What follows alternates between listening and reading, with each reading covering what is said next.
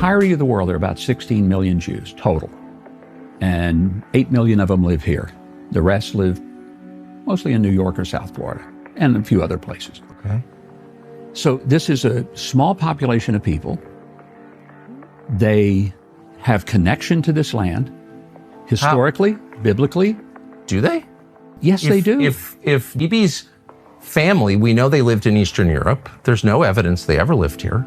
He's not religious. But in what sense? How do we know that? Do you have his family tree? No, we don't. Do you? He doesn't. So no one does. That's the point. So how do we know that he has any connection to this land at all? And if there has been a practice of Judaism and a connection to the language, the Bible, the land. His ancestors didn't. He doesn't practice Judaism in any rigorous way.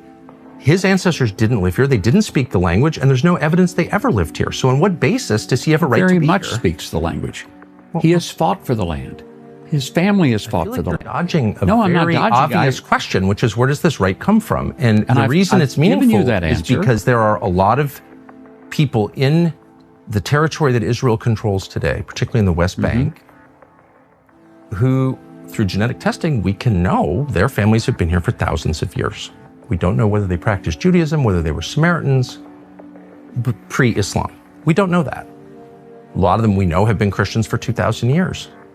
They have less of a right to the land than someone whose ancestors, the only thing we know about them is they lived in Latvia or Poland. They're Eastern European. How does that work? They're Jewish. By what definition? They're Jewish by their But how do we know they have any connection They're to Jewish the Jews by their of the, faith. They're of the Jewish Bible? by the connection to the language. Jewish by the connection to the Torah. But how do we know that Bibi, specifically Bibi's ancestors, ever lived here? How do we know that? I'm not sure if I understand your question. How do we know if the Prime Minister of Israel's ancestors ever lived? Maybe I could ask you, how do we know they didn't? I mean, it's on the basis of the claim that they did that all kinds of things happen. People are displaced. There's a money flow. I mean, it's a big question. A lot hangs on this. It's not some theoretical thing like, oh, you know, did my grandparents do this or do that? It's like, no, we have a right to be here because my ancestors were here. Okay, how do we know they were here? I'm totally unable to process what you're trying to get at.